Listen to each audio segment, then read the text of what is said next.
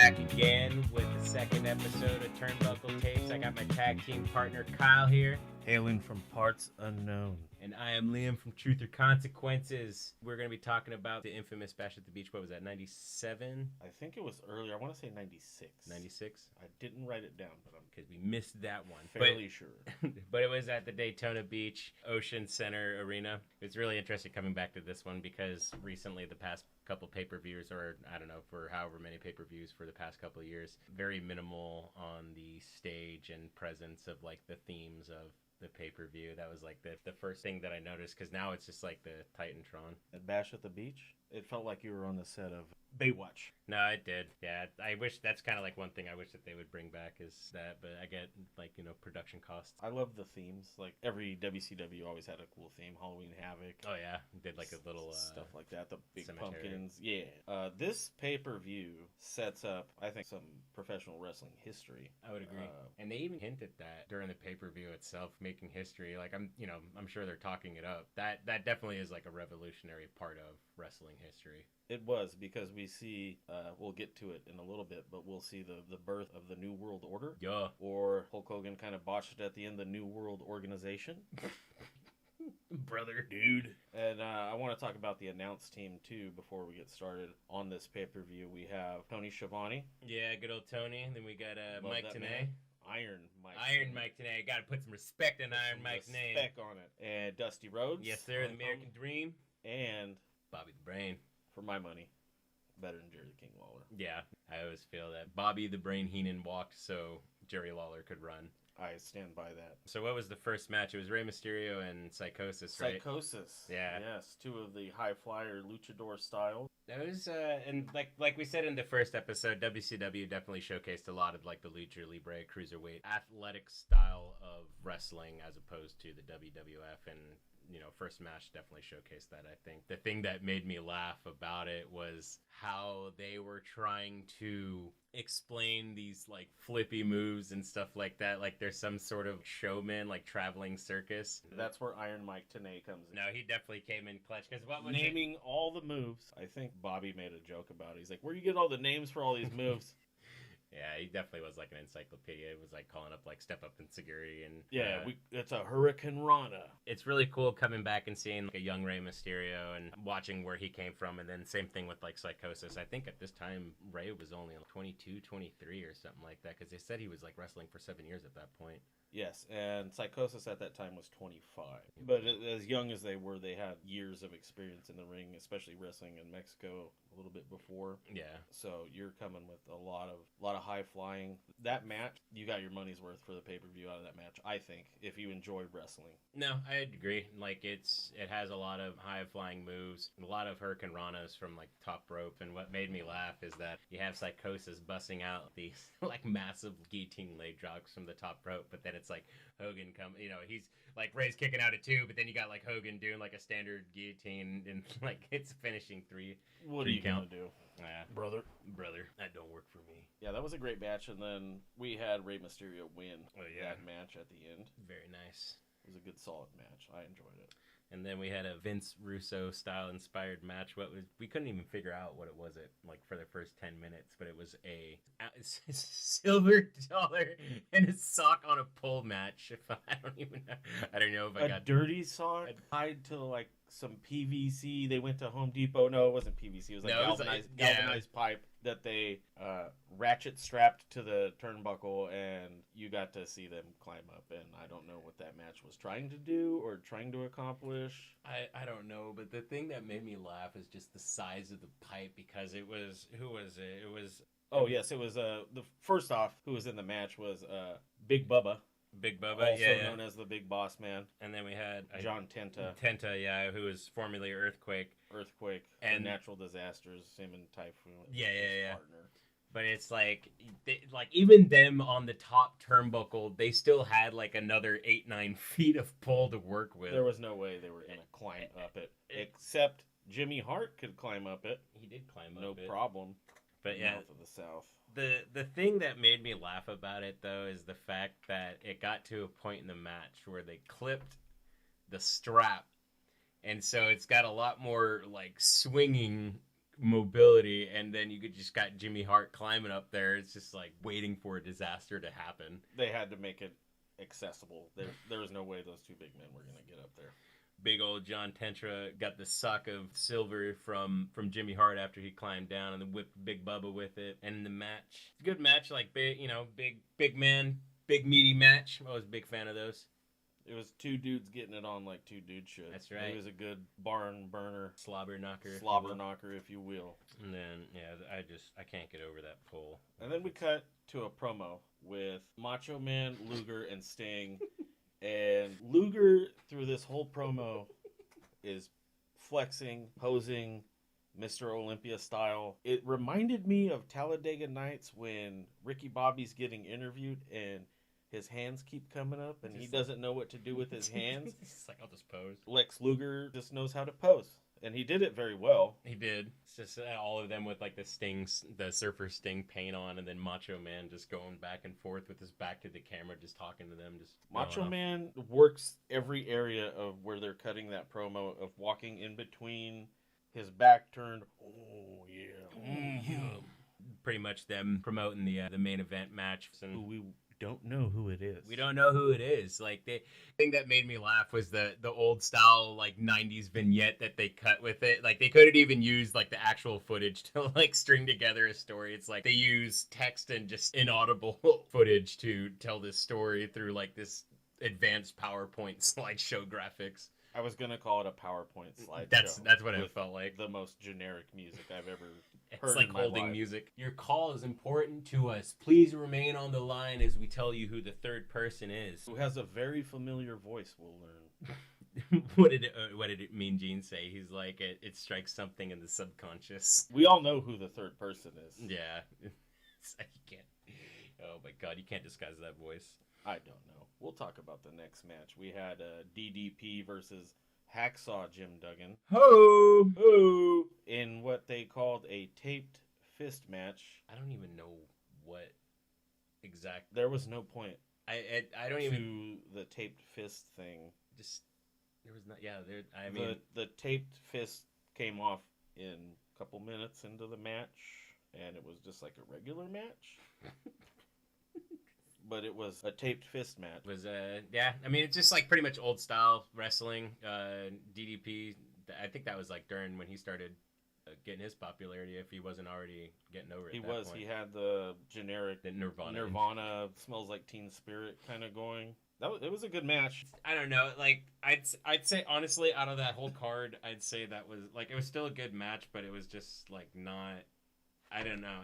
His win by the Diamond Cutter was very subpar. It was just a diamond cutter from off the rope, and it didn't feel special. Yeah, it didn't draw me into that match. No, and like it's unfortunate too because it's like you have Hacksaw who's been wrestling for quite a period of time at this point, and DDP like he's already working, so it's like he's already working with a veteran. Like I said, it was a good match. It just I think. As far as that one compared to the others, it just didn't get me. In my simple mind, too, they kept saying something about DDP was trying to retain his status as the Lord of the Ring. Yeah. But I didn't see Gimli or Sauron or anybody in there. I don't know what that I'm is. tired of this false advertisement. Yeah. It's like, look, if I want to see the Fellowship, I should be able to see the Fellowship in the ring. And DDP should be no part of it. And then we cut a promo with Kevin Sullivan and talking about the Giant. The Giant, Kevin Sullivan, the Giant. Kevin Sullivan looked like a Mad Chola with his eyebrow makeup. I don't know. He always did that though. I don't understand it. Great wrestler though. Nah, he's good. Great technical wrestler. Having a promo call out with the Four Horsemen, trying to go after Giant for the world title because that was part of the tag team match with Chris Benoit and Arn Anderson later on. The Enforcer.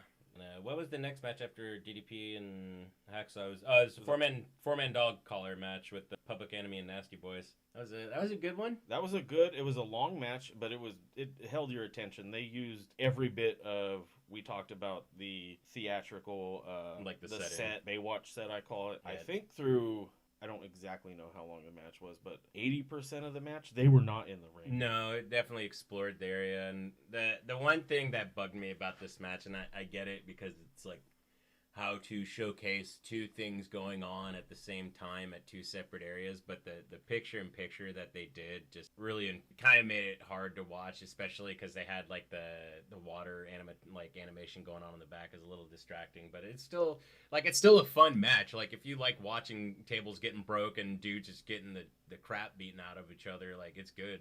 Like those dudes definitely got it on. Yeah, they were literally chained together at the neck with dog collars. Yeah. Fighting all over the ring, fighting outside of the ring mainly, and busting tables. I don't even think they were busting tables a couple of the times. That's a very strong table. Like went through it twice and bounced off. And the Nasty Boys and the Public Enemy are pretty big boys. Mm-hmm. And for that table not to break, I'd pay good money for that table. Definitely. You can have some good family dinners at that table. Good potlucks. That's the kind of wrestling that I enjoy. I don't mind just absolute shit shows, just everything just going crazy, things breaking. To me, it had some shades of ECW with the tables and like the hardcore stuff. I really enjoyed matches like that. And both teams, the Nasty Boys and Public Enemy, performed very well. That victory for that match going to the Nasty Boys. They had, I can't remember his name. They had the dude from Public Enemy. They were choking him one way, and then they clotheslined. Fuck, I wish I could remember the names. Had him clothesline like on the dog collar. Like that was a cool spot. Yeah, it's a nice little spot, nice little way to end the match. That's the one thing that I liked about it. It's like ebbs and flows and like crescendos, and for it to end on that sequence, I think it was really enjoyable. Yeah, I think even so far into this pay-per-view, you've already gotten your $50 worth with couple matches. And I think the best line from that kind of put the tagline on Bash at the Beach for me from Tony Schiavone, which was sand, sweat, and everything else. And then what was it? He starts hitting him with the rubber. He's like, "It's a rubber shark." He's like, "It's a rubber inflatable shark." Good match, good times. Good times. Great announce team. Yes, yeah. I give JR and Lawler their flowers. They definitely deserve it. But like we mentioned earlier, like Bobby Heenan, Tony Schiavone, and Dusty Rhodes and Iron Mike Tenay, like those dudes were on top of their game, like during that time, in my opinion. Bobby the Brain Heenan is named so because that brain is always going and he's always got something to say. Yeah. Even if it doesn't stick, he's still just fast, and even when it does stick, like it hits hard. So it's just like I definitely understand. I've seen Bobby the Brain break them, break the third wall. It's great. And then who else did we have next? We had Disco Inferno, old Disco, and with a man of 1,000 holds, Dean Malenko. The Iceman, Dean Malenko, one of my favorite professional wrestlers of all time. Yeah, needs to be in the Hall of Fame. I agree. I think a lot of people kind of overlooked Dean Malenko because he wasn't like the super larger than life character, but the dude came in, did business, like he was impressive. I personally think he was ahead of the time. Like the stuff that he was doing back then, I think would resonate and mold into today's style very well. It's really a shame that he wasn't more over, but I get it. I think a lot of today's younger wrestlers, if they were able to be taught by him, I think wrestling would be way more entertaining to watch. Just the flow that he has and the way he can work the ring. Like they even mentioned in the pay-per-view that the ring is his home. Like he feels comfortable there. Yeah. He's always gonna persevere. Yeah, he doesn't have any wasted movement in there. Like everything is deliberate, and like the dude just acts very well. Not acts, but he knows what he's doing very well and makes it look good. And I think anybody that he goes against looks good. Like I know a lot of people don't think too highly of Disco Inferno as like a mid-carder, but like even in that match, like he made him look good. Disco's underrated as well. I agree. He comes to the ring and can sell a lot. He can put people over.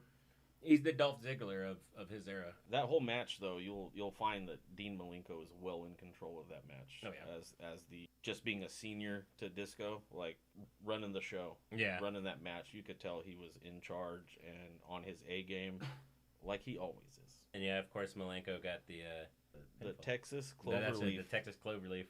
It's like a modified sharpshooter mixed with a figure 4 It's a great move. I forgot about it until we watched this pay-per-view. I like that move. To kind of tie it to a modern wrestler, there's I don't know if you've seen Rhea Ripley do it, but she has what's I think it's called like the Prism Trap or the Prism Lock, and she sets it up like the Texas Cloverleaf, but it's like an inverted where they're out front. Yes, I've seen everything that Mommy does. Why wouldn't you? And then we had the next match with Joey Gomez versus Steve Mongo McMichael, a current member of the Four Horsemen at the time. I have Joe Gomez as, in parentheses, jobber, ? I am not familiar with him. I don't remember him. No, I don't remember him either.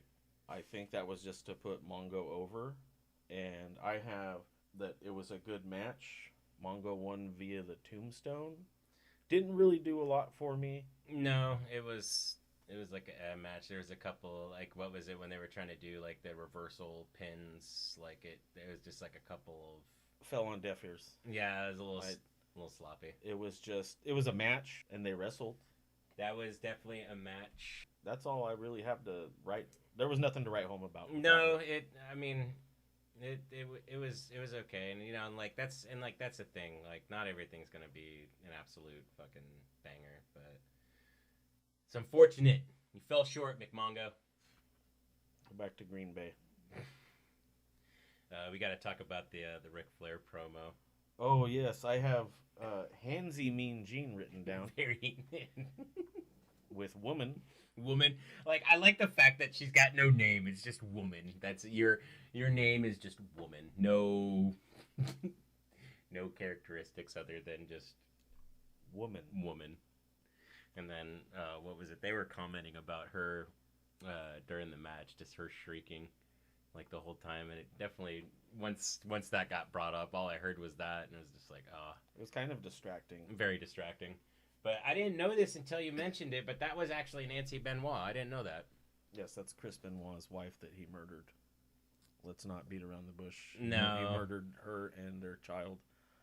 I respect Chris Benoit and what he did in the business. As a person, he's a piece of trash. Yeah, I'd agree with that. Like, definitely separate the art from the artist in this case for him. And I'll bring up a cool little factoid on this pay-per-view. We have 2 wrestlers that were featured in the Dark Side of Wrestling. Obviously, we just brought up Chris Benoit. Yeah. And John Tenta, Earthquake. Yeah, that was off the new season, wasn't it? Or the season that's out right now. The newer season, I believe so.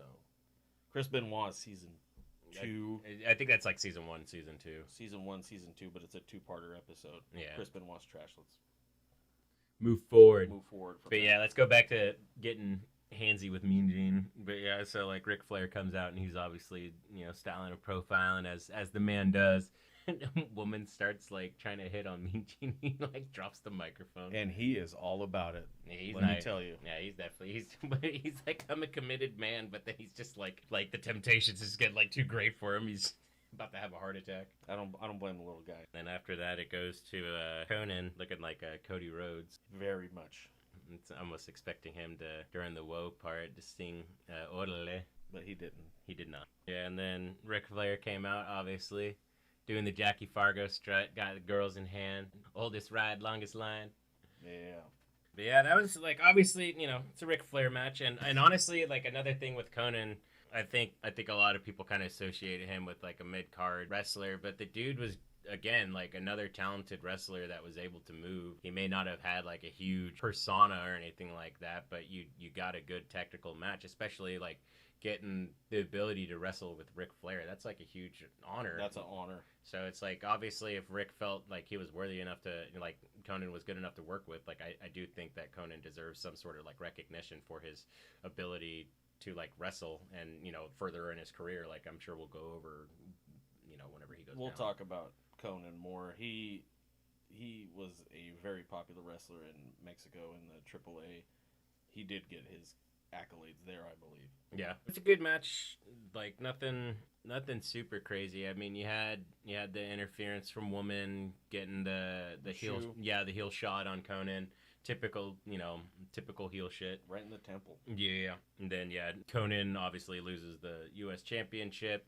And now pretty much rides up to Arn Anderson, Chris Benoit, and Kevin Sullivan in the Giant match. Yeah, definitely came out with like the heel tactics with the nice distraction, like just definitely starting the faces off on the wrong foot with, you know, being one man down and having the Giant in the back. The Giant was distracted. Yeah. What was it? Who came out? Oh, it was McMichael. McMichael came out and hit him with McMichael did and lured him back into the back.